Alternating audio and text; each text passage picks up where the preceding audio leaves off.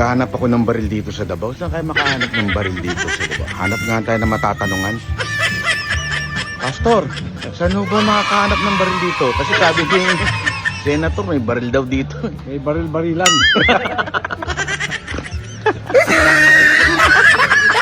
Kalma muna kayo. Kalma. Kalma. Huwag mo naman akong bigyan ng dahilan para tabihan ka. Kalma. Sa mga umasa sa online post na may pabaong ayuda ang DepEd para sa mga estudyante sa elementarya, peke po yan. May paglilinaw din ang kagawaran kaugnay ng mga naniningil sa Catch-up Friday at sa pagpapalipat ng teaching assignment. Nakatutok si Marisol Abduraman. Dahil may 4 na apong pinapabaunan sa eskwela, laking tuwa nung unay ni Lolo Adalberto nang mabasa ang online post na may pabaong ibibigay sa public elementary students. Pero nung malamang peke ito, Fake lang pala. Masakit din naman sa kalooban namin. Huwag maniwala sa ganitong mga post. Wala pong ganitong programa ang DepEd. Lahat po ng programa Grabe, no? Grabe ho yung operate dito kay BP Sara Duterte. Para masira sa tao, maglalabas ng fake news. 'Di ba? Alam mo, obvious naman eh. Mga tanso ito eh. Ito yung style ng mga Talano Gold. Obvious eh. Naglabas sila ng mga ganyan. Alam mo naman ng mga Pilipino, palaasa. 'Di ba? Ang mga Pilipino, ayuda is the key to brain. Hindi totoo naman eh. Ayuda is the key to brainwash, 'di ba? So ang gagawin nila, maglalabas sila ng mga balitang peke para eventually sisihin ang DepEd. Oh, para siraan si BP Sara. Style nyo bulok kayo mga ensimada vloggers. Style ninyo bulok. Sa totoo lang, napakadumi ninyo maglaro para kayo mga pinklawan. Sa bagay, pinklawan naman talaga kayo eh. natin ay nilalagay natin sa Oh, ating 4,000 Facebook views na page. pala. Manood naman Hindi kayo. rin mai- Oh, paki-share kung talagang para kayo sa bayan. I-share nyo natin. Laban! iwasang mainis na iba pang magulang Hindi, alam mo, ito gusto ko lang manawagan ha. Gusto ko lang manawagan sa mga kababayan natin. Kaya importante na i-share nyo ho itong YouTube. Hindi ho, tandaan ninyo, hindi ho dahil sa gusto kong magkaroon ng views, content. Hindi, kung gusto nyo, upload nyo nga sa inyo, kayong kumita, walang problema sa akin. Hindi ko kayo sisitahin. Pababayaan ko kayo. Pero, kung hindi nyo kaya mag-upload pa, i-share nyo na lang ho ito. Kasi ganito. Ngayon po, ramdam natin yung puwersa nitong mga ensimada vlogger. Ramdam natin yung bayarang nagaganap. Talagang kung bakit hindi ho namin pinag-iinitan si Nino, hindi ho namin pinag-iinitan itong si Cass J. Kaya ho namin nire-reveal yan para ipakita ho sa inyo na sila ho ay well-oiled. Sila ho ay may pera. May pera at pinauulit-ulit nila na sinisiraan ang mga Duterte. Maniwala ko kayo sa akin, ang target dito kay Kibuloy, kay Duterte. Kasi, kaya nga ho, ginamit nila yung huling video ni Pangulong Duterte. Tapos maraming mga DDS ang medyo na-frustrate, di ba? Parang bakit ganun ang tono ni Pangulong Duterte? So marami ngayon, pagkakataon na humirit itong mga tanso na mga vlogger. So hirit sila, atake sila. Iilan na lang po ang lumalabang mga Duterte supporter na vlogger. Kaya sana, maniwala ko kayo sa akin, lalaban ako hanggang dulo. Sabi ko nga ito yung revolusyon ng pagbabago ng utak ng mga Pilipino. Kasi ang problema sa atin, ang bilis ho natin, ma-frustrate. Tumahimik lang ng konti si Pangulong Duterte, nagbago lang ng konti ng tono, tatahimik na kagad tayo. Wag ho, laban ho tayo. Tandaan ninyo, napaka-importante niyan. Sa bawat gera, napaka-importante na mga panahon na nagpapahinga. Kung may mga leader na nagpapahinga, kung meron mga kawal na nagpapahinga, dapat yung iba lumalaban. Bakit? Baka atakihin. Naintindihan ho natin? Kaya dapat tuloy-tuloy ho tayo. Itataguyod doon ng Banateros Brothers, ang Banateros na mga vloggers din, na lumaban. Tuloy-tuloy ho. Wala akong titigil ho dito. Kaya nga, eto kung selfish lang kaming mga Banateros vloggers, hindi namin ipopromote yung iba. Ganyan ang ginagawa ng iba. Di ba? Ganyan ang ginawa ni Thinking Pinoy. Hindi niya nagpo-promote ng iba. Bakit? Gusto niya kasi sa kanya lang lahat ng views eh. Kami hindi ganun. Pag may nakita kaming alam naming lumalaban sa laban na to, katulad ni Jay Guevara, hindi ko kilala yan, binanatan pa ako. Pero dahil lumalaban siya para sa tunay na pagbabago, lumalaban siya para ho sa Pangulong Duterte, pinromote natin. Wala akong pakialam doon sa mga pinagsasabi niya sa akin noon. Oh. Yung iba pa, sila Spencer at yung iba pang mga natin yan, i-promote ho natin. Di ba? Oh? Yun ang kasi napaka-importante po niyan. Huwag ho niyong kakalimutan, huwag titigil. Ang nananalo ho sa gera ay yung nagpe-persevere. Kaya kung kayo ho, mga Pilipino na nawawalan kayo ng loob dahil parang lumaylay ang mga statement ni Pangulong Duterte, tandaan ninyo, this is not just about Duterte. Okay? Kami man po ay DDS, this is not just about Duterte. We are fighting for the right things. We're fighting for justice. Kasi tinatarantado na tayo eh. Lantaran na ho yung pagtatarantado sa atin. Tapos pababayaan lang ho natin. Tapos yung mga pinuno nating lumalaban para sa bayan, tinatarantado rin ho nila. Lalaban ho tayo. Hindi ho tayo papayag. O, yan si Jojo. O, yan pa ha. So, ituloy natin. Fake news. Dapat din na sila nagpo-post ng ganyan. Paasa. Sa hirap ng buhay, kaya doon din umaasa yung ibang nanay. Ikinagulat pa nila ang mga post na may libreng pa-tuition pa ang DepEd. Gayong libre naman mag-aral sa mga pampublikong paaralan. Sabi ni Anak Tiso, anong pinagtatanggol mo? Yung tae mo. Oh, pinagtatanggol ko, yung tae mo, mabaho. Hindi. Saan ang laban? Sa puwit mo. Bantot eh. Ang kinakatakot po kasi natin dito ay bigla silang maengganyo na mag-click at hingan sila ng mga information, no? Mga personal details nila, ibigay nila. Nilinaw din ng DepEd na walang dapat binabayaran sa Catch-up Friday. Kasunod kasi ng investigasyon sa isang eskwelahan sa... Alam mo kasi, tapos na kasi yung election sa 2028 eh. Talagang si BP Sara Duterte ng presidente sa 2028. Whether you like it or not, kahit saan mo pagbalik-balik ta rin.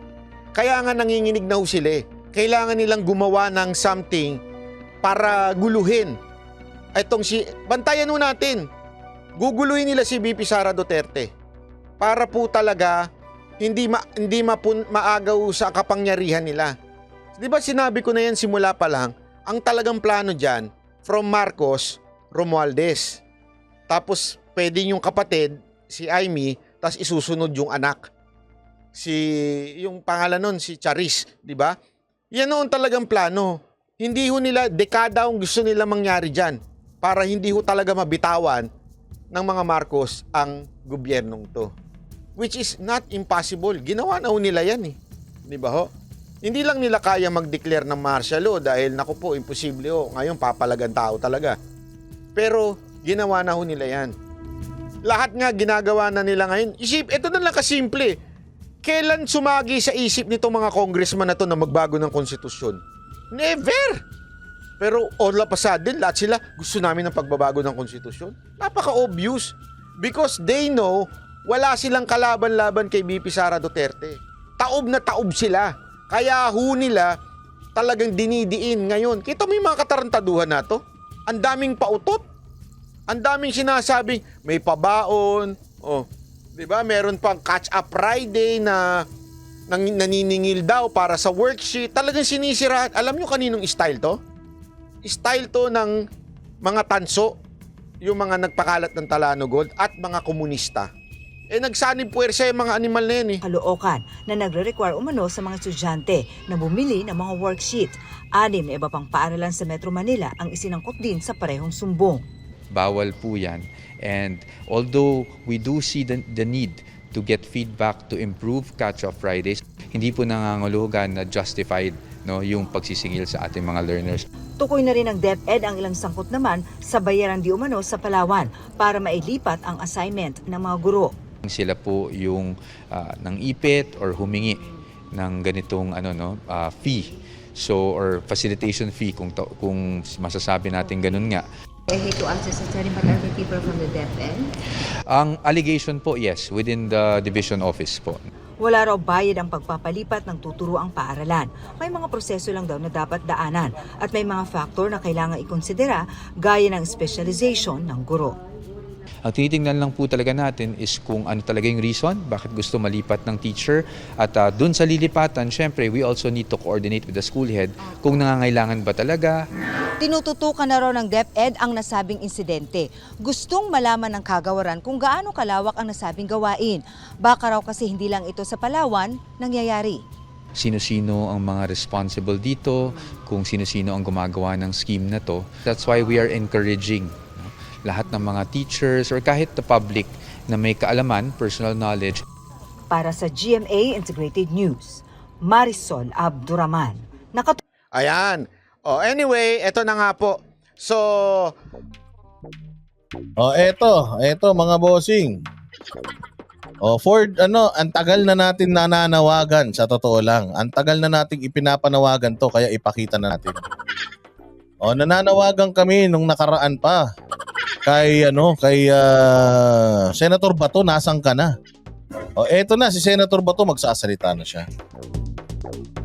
Magsasalita na si Senator Bato. Eto, pakinggan natin kung ano yung sasabihin niya tungkol dito sa persecution kay Pastor Kibuloy. Binigit ni Senador Ronald De La Rosa na pinupolitika lang ang kanyang kaibigang si Pastor Apollo Kibuloy kaugnayan ng mga paratang ng panggagaasa sa pilitang pagtatrabaho at pananakit.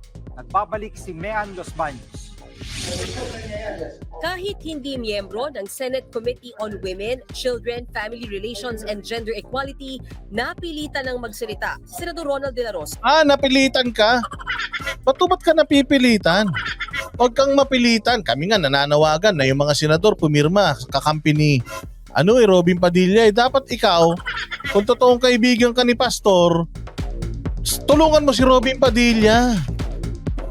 Dalawa kayong manligaw, isama mo kung sino man yung gusto mong isaw, si Philip Salvador, lahat. Isama nyo para makapanligaw kayo yun lang kasi yung kaya nyo gawin dahil wala kayong voting power eh. Dahil nga hindi ka member ng committee. O di samahan mo na lang si Robin namang na manligaw ng mga senador para makuha nila sa side nila. O talaga ba to? Napilitan ka lang pala. So kung hindi ka napilitan, hindi ka magsasalita. Ikaw talaga ha. Ay, Rain 3140. Kamusta? Ito okay lang. Pagod na. Pero laban pa rin, di ba? Maraming salamat Rain ha sa iyong pagsustento sa channel natin ha.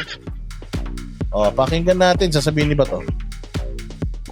Tungkol sa mga akusasyong ibinabato laban kay Pastor Apollo Kibuloy.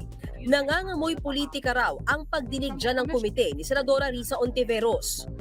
Sige nga, mag-isip kayo. Anong in-aid of legislation na pwede nating makukuha dyan? Anong in-aid of legislation na makukuha natin dyan sa pag-imbestiga niya kung nakapile ang kaso? Sakto! Eksakto. Ano pang in aid of legislation na makukuha natin dyan kung nakafile na yung kaso? Ang tanong, Senator Bato, ito yan naman pala yung iyong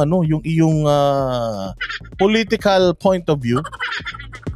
Bakit nag-hearing ka pa din yung kanila Tebes nung nakaraan? At hiniring mo pa rin si Tebes, yung kaladiga mo. Samantalang may kaso naman na nun si Tebes, di ba? Hawak na ng DOJ yung kaso nun, nagka-case build up na sila.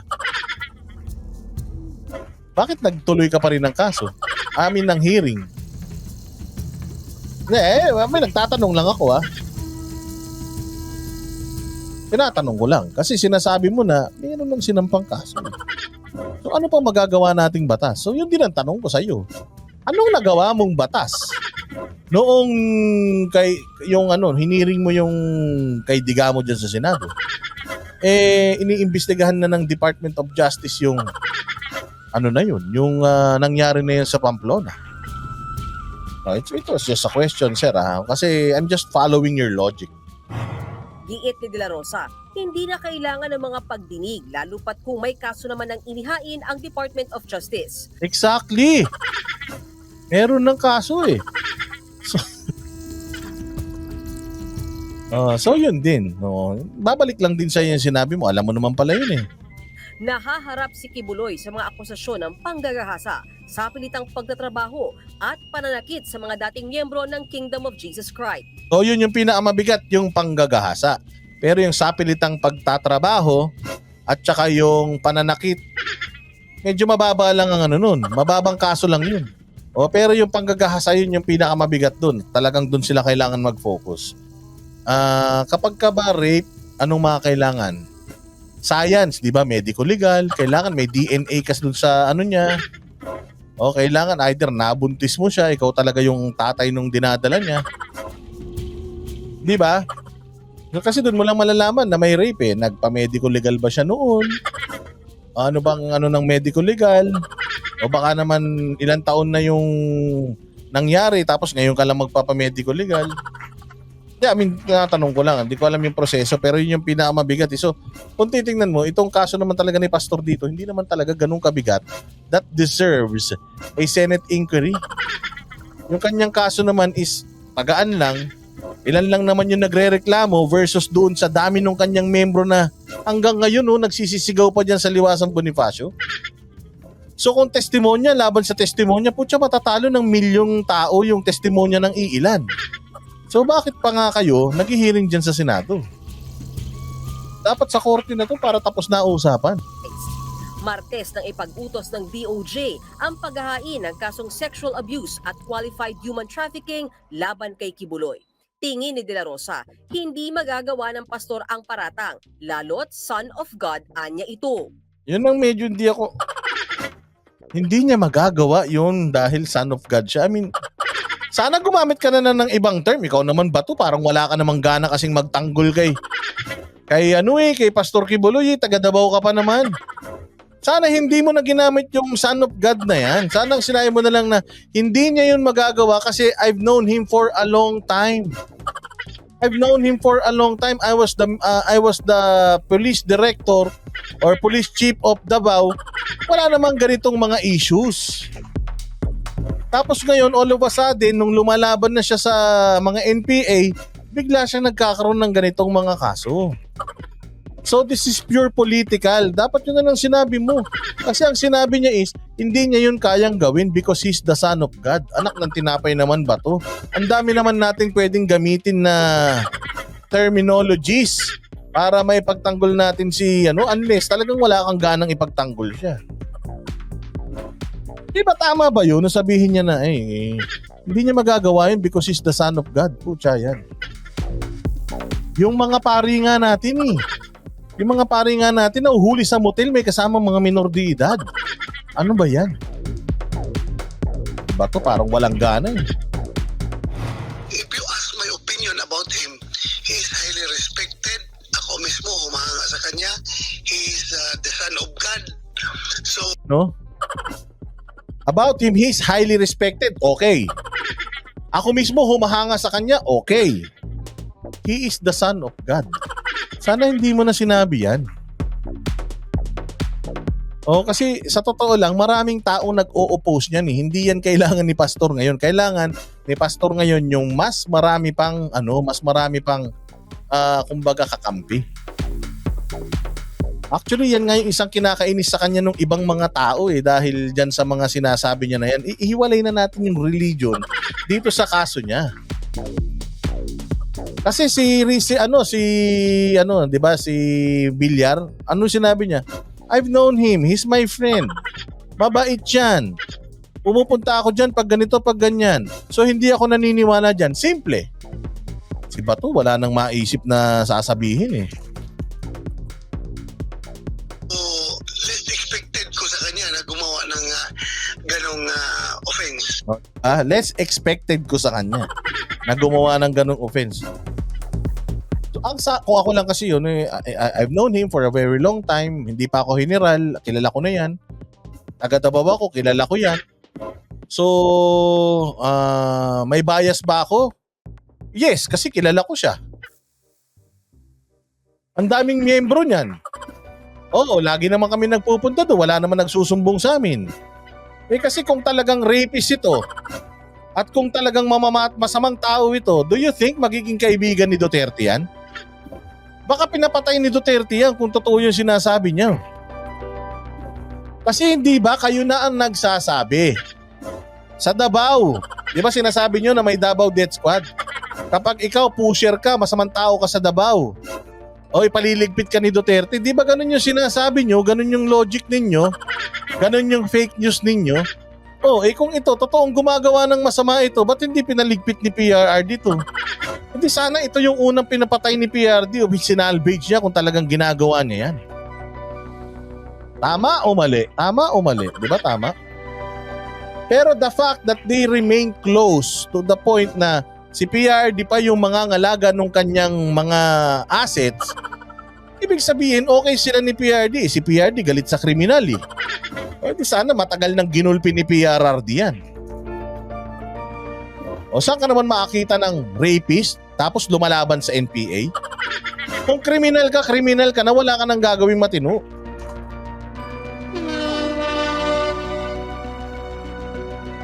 Hindi ba? Yun yan. Sige, diretso pa natin si Bato. Opinion ko lang yan. Hindi ko naman siya nakikita 24 hours a day. Kinukuha na ng News 5 ang panig ni Senadora Risa Ontiveros na nanguna sa mga pagdinig. Sa ngayon, 4 na senador ang pumirma, kabilang sina Senators Robin Padilla, Bongo, Amy Marcos at Cynthia Villar para harangin ang pagpapakontempt at pagpapaaresto kay Kibuloy. Si Senador JV Ejercito na isa sa mga tumutol sa pagpapaaresto kay Kibuloy, nagpaliwanag sa desisyon niyang bawiin ang kanyang pirma sa signature campaign ni Padilla. So, tao lang naman po tayo nagbabago rin ang isip natin. There are certain factors. So, I did that with... So ganun yun. Nanghipo ako, tao lang ako binawi ko naman. So okay na yun. So, because of bashing, sanay na ako dyan. It's a matter of doing the right thing. Anyways. So yun lang ang masasabi natin diyan sa statement ni Bato. Again, it is good that you finally spoke dyan regarding dito kay Pastor Kibuloy because again, magkakaibigan kayo ng mga yan. So actually, ang inaasahan ko talaga magtatanggol sa kanya, kayo na nakakakilala sa kanya kasi may reputasyon kayo na yes, ako kilala ko yan for a very long time, hindi niya yan kayang gawin. Maniniwala ako sa iyo o hindi? Maniniwala ako sa iyo, bakit? Maniniwala ako sa iyo kasi nga, matagal na kayo magkakilala, mga bata-bata pa kayo, magkakakilala na kayo So kung meron nakakaalam ng kabahuan nito, kayo yun. Kung may nakakaalam na matinong tao to, kayo yun. So kung meron may reputasyon dyan sa Congress at sa Senado, para ipagtanggol si Pastor, kayo ni Bongo yun. Diba? Tama? Mali?